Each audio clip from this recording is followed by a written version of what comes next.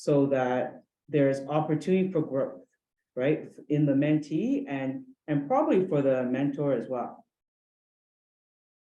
And there's, and then I see some synonyms here. There's some coaching and peer coaching specifically. Yes, definitely. Accompaniment. So, and these are all sort of what I'm going to bring to you in this next slide. And so thank you for doing this activity and for participating. I think it gives us a place to move forward. Just go back to the PowerPoint.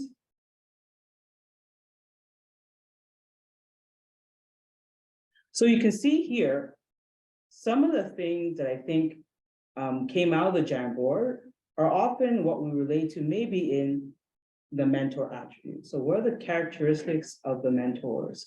And so oftentimes when we think about mentors, we think about individuals who will guide, who will support, who will coach, who may do some direct teaching, who has a certain level of expertise and provides a supportive environment, and someone who can share their passion and can be inspirational. I don't think those two things are necessarily the same. I think that, inspirational can mean in some ways, includes aspects of communicating and communicating effectively, whereas shared passion, I think there are ways of sharing passion that doesn't necessarily need you to communicate effectively. I think just being really excited about something and being really interested in a topic and driven to learn about it can be a way to share passion. So lots of different attributes in sort of the mentor. And I can speak to a little bit about our mentoring program. When we recruit mentors, we're often looking for individuals who are just that, inspirational, who can share their passion, who have good communication skills, who have teaching experiences, who are knowledgeable, although they don't have to be experts by any means, but they have to have enough experience to be willing to share that experience and be good at sharing that experience. And so much of that was reflected in some of the findings we found, and I will share that in a couple of slides or so, specifically what we found in terms of mentor attributes. Mentee goals, so if you think about the characteristics of a mentor, you want to think about also in line with the mentee goals. So what do the mentees aim or hope to achieve? Are they there for personal growth, professional growth? Are they trying to learn a particular area of expertise? Are they trying to just think about their career paths and think about ways in which they can move forward in their career? So oftentimes those goals are structured around personal and professional growth and learning. And I've just given you a couple of examples in which those goals can be a little bit more specific. Okay. But when we think about structure, and I was just talking to Chantal about this, oftentimes when we think about mentoring as a concept, it happens almost in a very understated, hidden type of way. So, you're in a new area of practice and you can do the sort of straightforward situations or cases, and then all of a sudden you have this more complex case. You're going to run to the colleague who has that expertise, has more experience, and is a really very supportive, right? And you might go back to them regularly. And then gradually you might sit down and say, oh, I'd like to sit with you sometimes and talk about these things. And then that builds into sort of a mentor-mentee relationship without actually calling it in this way or without having some sort of formalized program. So oftentimes mentoring happens in a very informal way without the structure that comes with it. And there are benefits to that because oftentimes you'll choose the person you want to be, who you want to mentor you. And then of course, the downside to that could be that, having something that's informal in that way may not give it the recognition or the resources that's needed to run the mentoring program or offer that mentoring resource. and I will use, again, like I will talk about this in a moment in the OT mentoring program in terms of how we actually have a very formal structure, and the benefits and some of the challenges with that as well.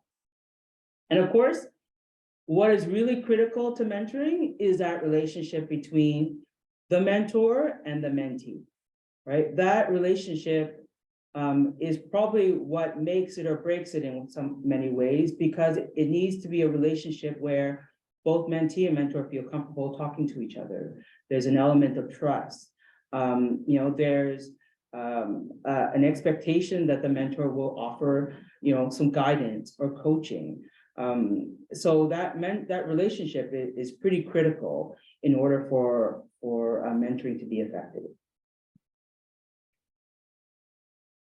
And so here's our mentoring program that gives you an example of a mentoring program. There are other mentoring programs across the country in the OT programs, one at UBC, one at Western, and then of course there's different forms of mentoring that happen, in institutions and healthcare and schools, etc. Right? So I'm just giving you this sort of program to give you an example of what that could look like. And so we have a formal program, and it was designed because of student feedback that expressed a need to connect to the profession and the program earlier in their Bachelor of Science Rehabilitation Science program in OT. And so at the time, the directors of the program, felt that a mentoring program would help to address some of this need. And so we created a mentoring program where basically clinicians follow a group of students from their first year to their last year of the master's program for a total of 4.5 years. And each term, basically the mentor runs a 3-hour session per term where different topics are talked about. And we give the mentors a handbook with an outline for each session, so it's clear what the course activities, what the session activities are supposed to be in the topics. However, we always give the mentors full autonomy in deciding to not follow that structure, that outline, if they feel that there's another topic that's more pressing or important to talk about. And there are mentors who will follow it and others who will decide to totally revamp it and do their own thing. And that is totally fine with us. We encourage that sort of autonomy. And then after that, so there is that sort of the session piece, the content that's given. In terms of training, the mentors receive an orientation at the start of the program, which I think helps to set the stage for expectations and, what are the resources and the supports available to them. And then once a term, we engage in a debriefing for an hour where we sit down with the mentors and we talk about how their sessions went, what were the highlights, what were the challenges, what are the solutions or the actions to move forward, what creative ideas came out, and it also gives them an opportunity to ask us questions, myself and my colleague Danielle Nguyen, who run the mentoring program, and to problem solve on the spot. And of course, our mentors are selected through an application process. So if we think back to what I talked about before, about the attributes of the mentor, that is critical in the selection process.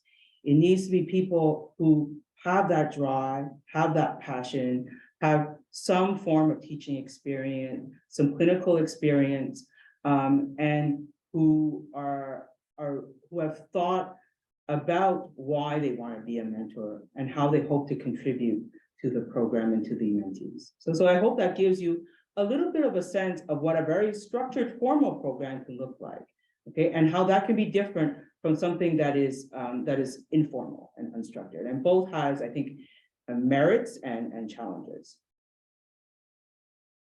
So now we'll dive into what the study was about, okay, and the process, the empirical process that we engaged in. So first, to answer this question about the impact of being a mentor on one's practice, we decided to use a qualitative approach in which we use interpretive description methodology. And I won't go into depth about this, but this is an approach that was born out of the discipline of nursing, and is basically allows us to draw from empirical clinical knowledge with the aim that the findings of our project will help to inform practice.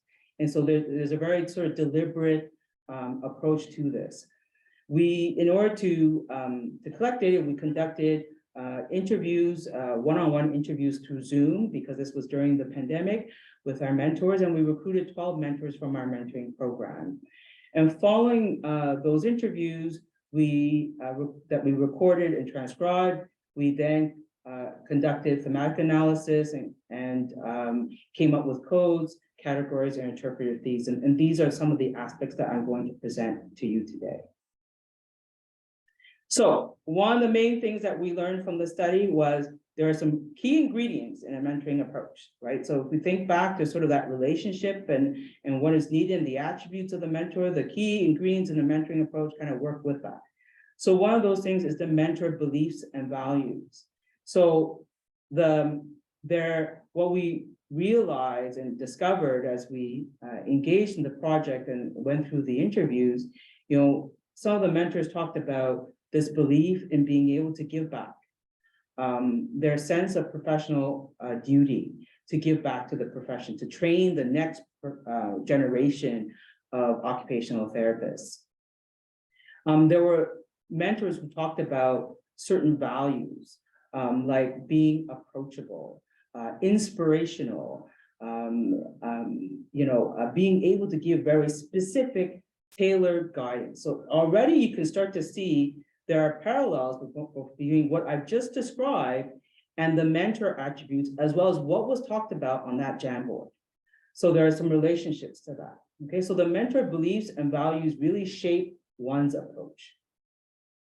The knowledge that mentor has in terms of their clinical knowledge, their teaching knowledge, their understanding of what it's like to be a student in an OT program, what it's like to be training to be a healthcare professional, are all aspects of knowledge that the mentors spoke about drawing from. They also drew from their experiences. And it was interesting, they drew from their experiences as being a mentee. So these are many of the mentors in the program talked about how they've had mentors in the past. And that shaped the way they see mentoring. And in particular, it helped them to think about what they think is great mentoring. And this was a category that came back often in our finding. What is great mentoring? I think it's this and this and this. And it gives something for the mentor to strive for. And then there's learning that happens, certainly in that mentoring relationship, right? That helps to shape the mentoring approach. The mentees are learning, or they wish to learn about the profession. They want concrete examples of how, what an OT or a healthcare professional does on a day-to-day basis. And so the mentor is thinking about that and thinking about activities they can put in place to help support that. At the same time, the mentors are learning. They're not just learning about teaching strategies, but they're learning about their students. They're learning about what they are learning in the program. They're also learning about the diverse backgrounds of all their students and their different needs, and how do you support all these different needs, with a variety of different sort of teaching strategies. So all these things shape that approach and the way the mentors are reported engaging the students. And so here are a couple of quotes, and I'll just give you a moment to read them so that you can sort of get a sense of them, but really they focus on three main attributes that participants reported. One of them was inspiring others. The other one is the approachability. And then finally, being able to offer guidance tailored to the context, which is really critical. So I'll give you guys a moment to take a look at that.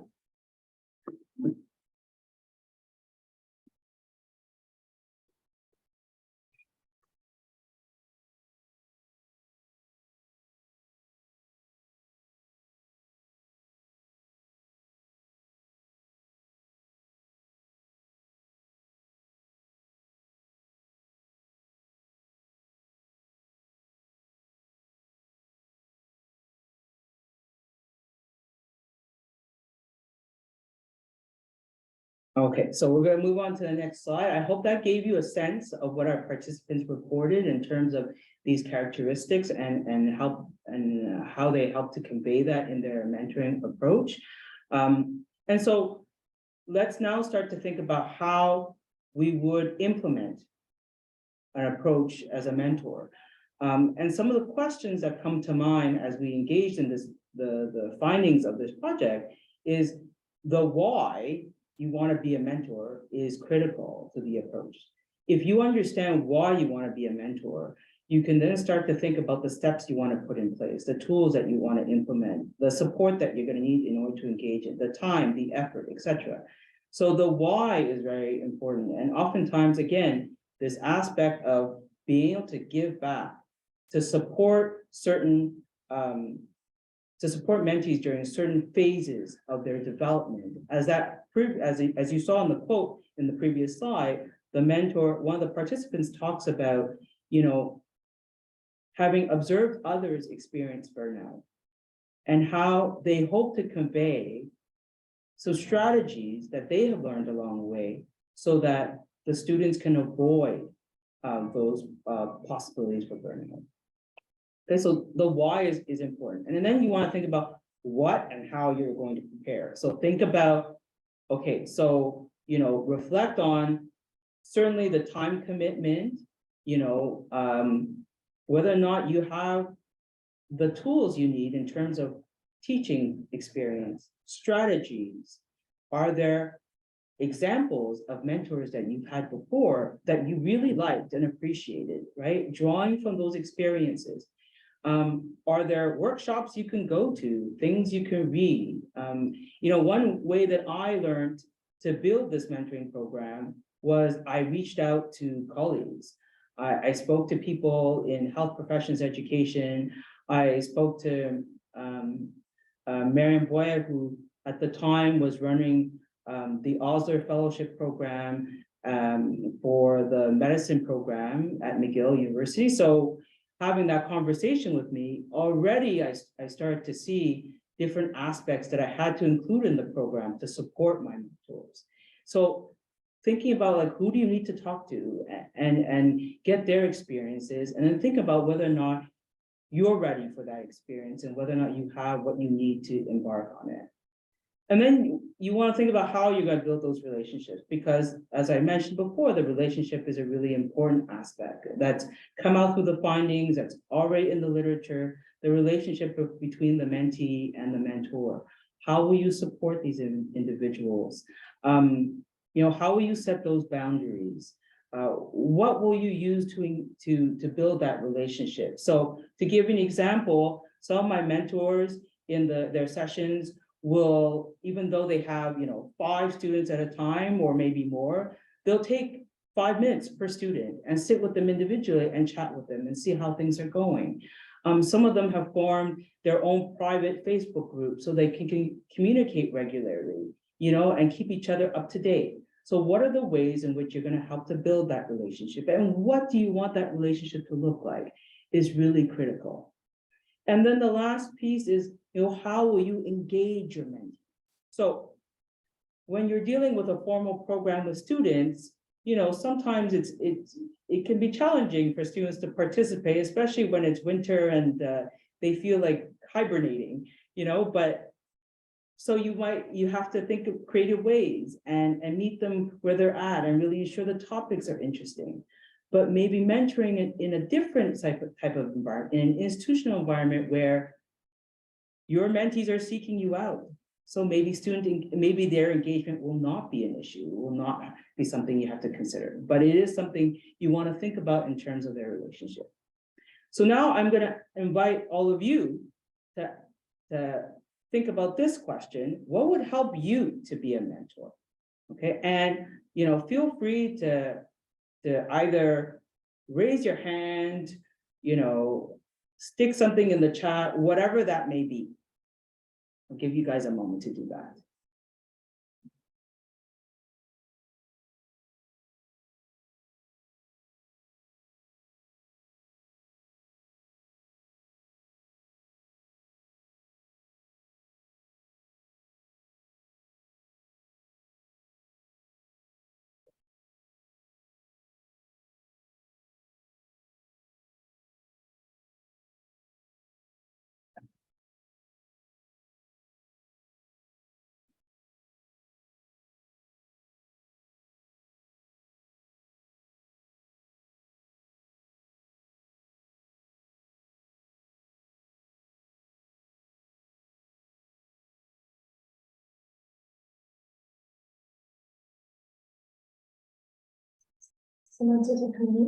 Perfect. So yes, so I see speaking with other mentors being, so yes, definitely. I think that's one of the ways that our mentoring program has been really successful, that is that people who are interested in mentoring have talked to our mentors, and the word of mouth has spread. And certainly it's asked this question about what is mentoring.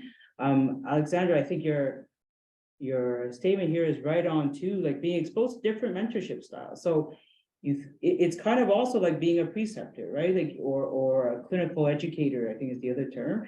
You know, there's so many different ways of doing it.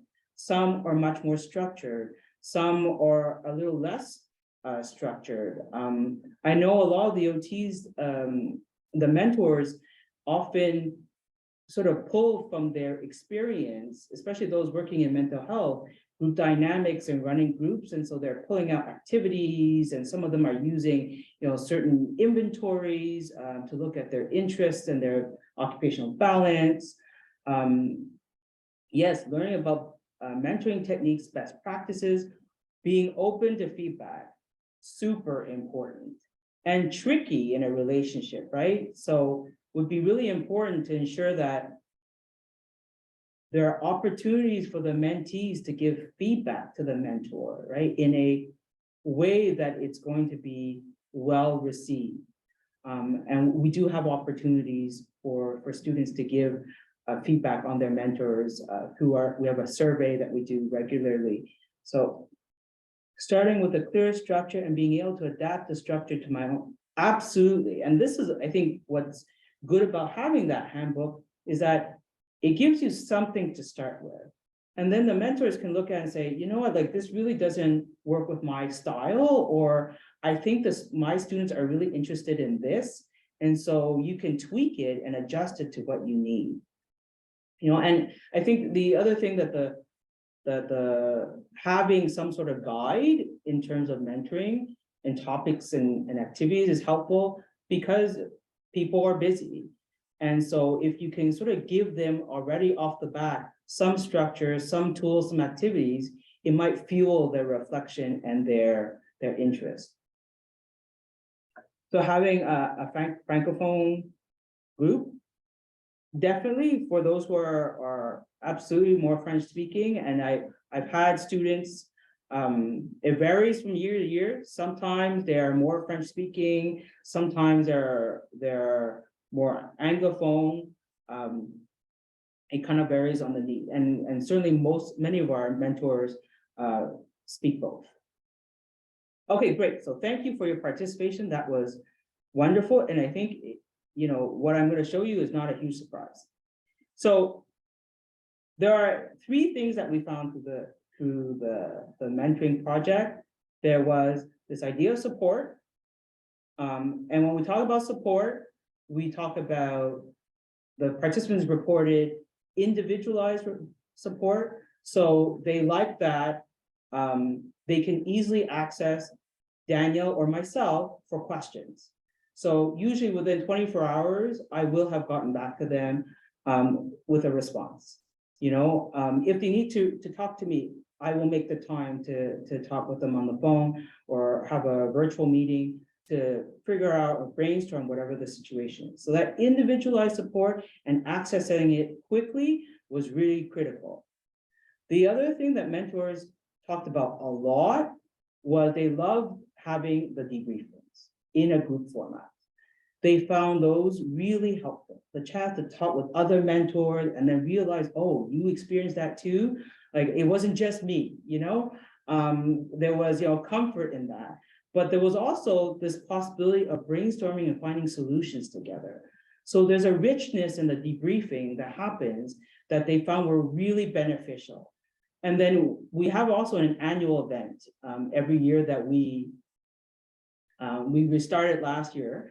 We had it pre-pandemic. And in that annual event, when some of the mentors come together, it's another opportunity for them to get to know each other and talk to each other. So those exchanges, that group support they get, as well as the individualized support, is really critical. The tools that they talked about, and we learned a lot of that through the pandemic, were technological tools. The magic of Zoom, Teams, wiki boards, doodles, etc. All those things that help to facilitate the logistics and the carrying out the content in the mentoring sessions. And then finally, resources. So they talked about resources at the university. So our mentors, as well as our clinical educators, et cetera, have access to some of the workshops that are offered through Faculty of Medicine, through the Office of the Interprofessional Education, et cetera. And so there are lots of different continuing education opportunities that they felt were helpful. And that was actually a piece that, you know, we're trying to work on in the mentoring program, is how can we give more specific, tailored continuing education for our mentors, particularly to our mentoring program. So lots of different sort of resources at the university level, but definitely resources also at the local level, maybe within their institutions from other people who do mentoring, and definitely from reading and watching podcasts and whatnot and so forth.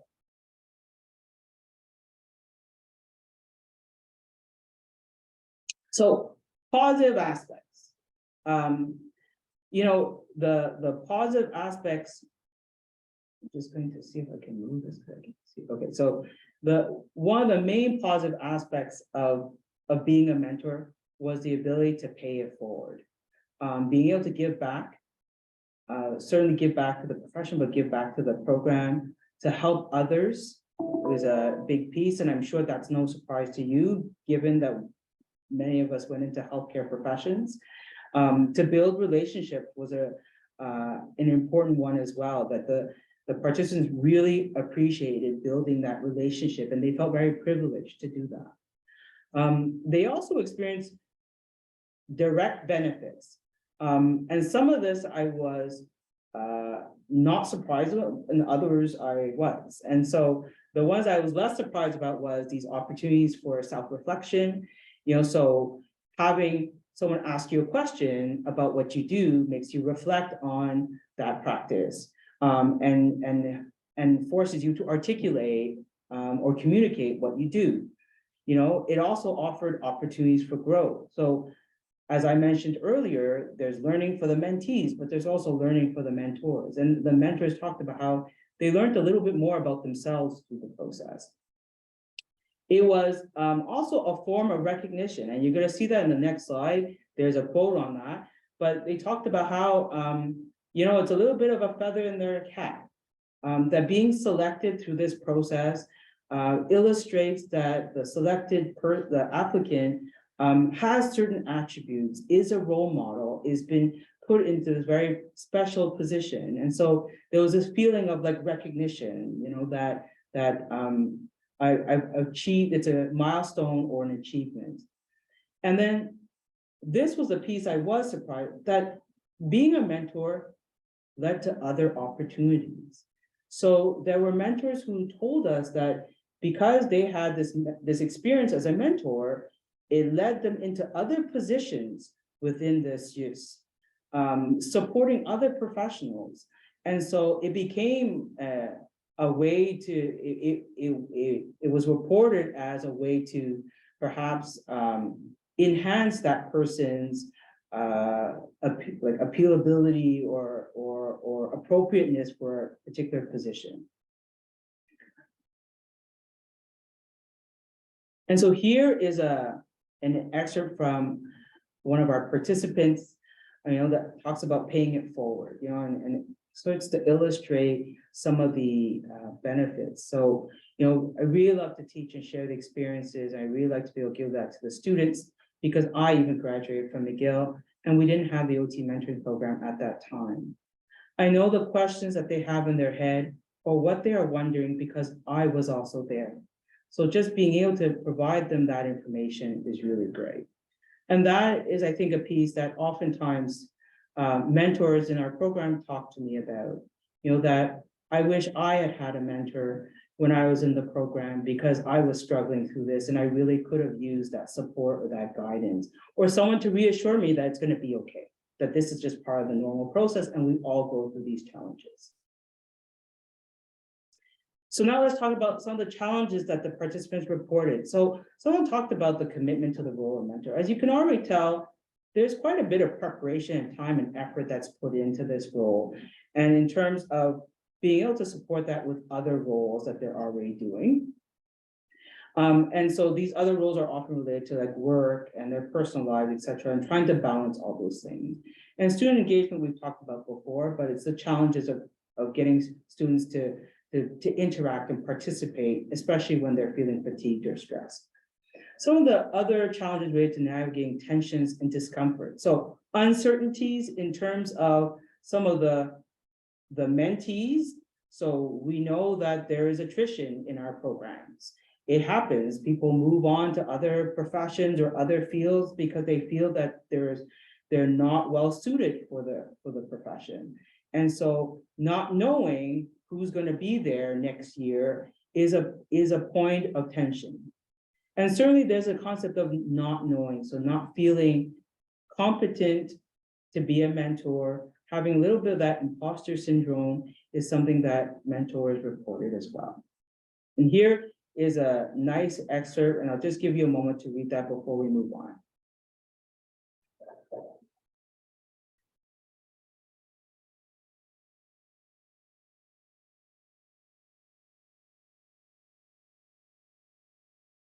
Okay, so we're near the end of this, but just to say, so here are the implications. You know, you're thinking of becoming a mentor, not necessarily for the OT mentoring program, but just a mentor in general. And you've had some opportunities to engage in mentoring. And so you have to think about, again, your time, your commitment, but your motivation. Why do you want to do this? You know, you want to reflect on what you think is great mentoring and what you think you'll need as a mentor, and think back to some of the things that people put in the chat in terms of support, learning from others, hearing from others, etc. You're a clinical site that wants to support mentoring. So how do you put that place? So certainly talking to others is helpful that already have put mentoring programs in place so that you can learn things that went well and things that didn't go so well. You want to create space and time for mentors to learn and grow and develop those skills. And you want to not only give them the time and space, but offer them access to continuing education, resources, so that they can further develop that role. And here are a couple of infographics. Certainly this is like just a screenshot, and I'm happy to share them. They have already been disseminated, but again, I'm happy to share them, and I'm trying to find a way to put them on our school website so that people can access them easily, but don't hesitate to email me if you can't find them. Though that's a nice quick snapshot of the stuff we've talked about today. Certainly there are some great articles out there on mentorship that can help you. In particular, I really like this scoping review by Doyle and all that's based out of Boston that gives a nice overview of all the literature that's been done up to 2018 on mentoring and occupational therapy. And there's this other article that focuses on medicine health professions in general. So I think that's a good starting point when you're trying to figure out, you know, what is mentoring and what does it mean for you? And certainly, you know, go and look up websites. There's our website that's a good resource, and there are others that as well on that infographic that can seek out, in particular for the clinical sites that are interested in putting a mentoring program together. And finally, I'd like to say thank you. I'd like to thank certainly Créer, the Nouvelle Initiative program, for funding this project, for all the wonderful, my research assistant Ting, and all the collaborators and researchers on this project. Without them would not be possible. In particular, two clinicians, Audrey Martin-Maillot and Shannon Tahirian, who are mentors in the program, and Sur Centre West, Cis Laval, and Sur Centre Sud for disseminating, in particular, for helping me to set up this workshop. And now I will take any questions that you may have or comments. Thank you, Suzanne. So I've shared in the chat the two infographics that Suzanne just mentioned. So feel free to consult them, download them as well and share. So if you have any questions, comments, raise your hand, put it in the chat. Open your mic. Yes. Thank you. So while they think about what you just presented, I remember when I started in my position, I had to do kind of one pager to promote supervision of students in the RCS. And one of the advantages that was highlighted in the literature is it brought someone,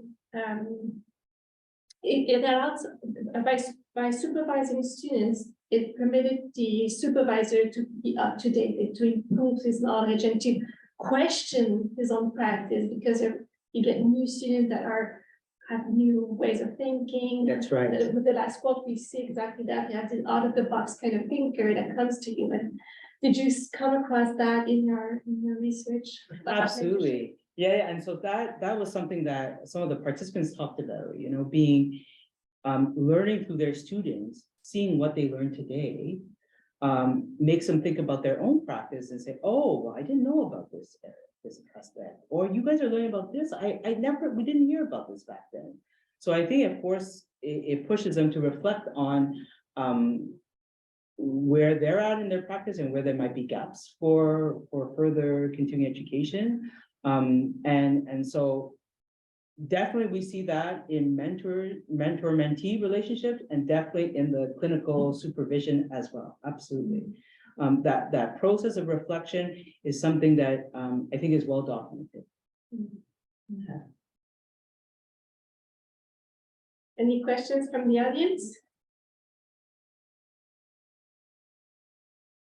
I don't know if you are many at the Jewish. Do you have any questions over there? No, let's see the discussion. So Vladimir Fleury, I know you're there because I'm seeing you in the list of participants.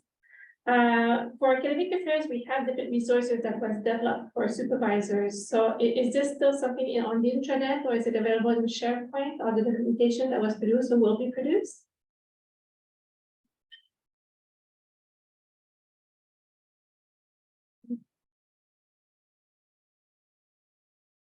Okay, so people from the CIUS Centre-Ouest academic affairs have a website for teaching, and there you will find different resources as well as links to some of McGill's resources, especially one mentorship that we had co-authored, and also connections to the SPOT website as well. Perfect. And if there are others, there may not be questions now, but as you think about it and reflect on the content, if you have any other questions or comments, feel free to bring it forward and to send me an email. People who know me well know that I'm very quick on email generally, and so I'm happy to do that. So thank you all of you for your participation, and feel free to stick around if you have any other comments or questions.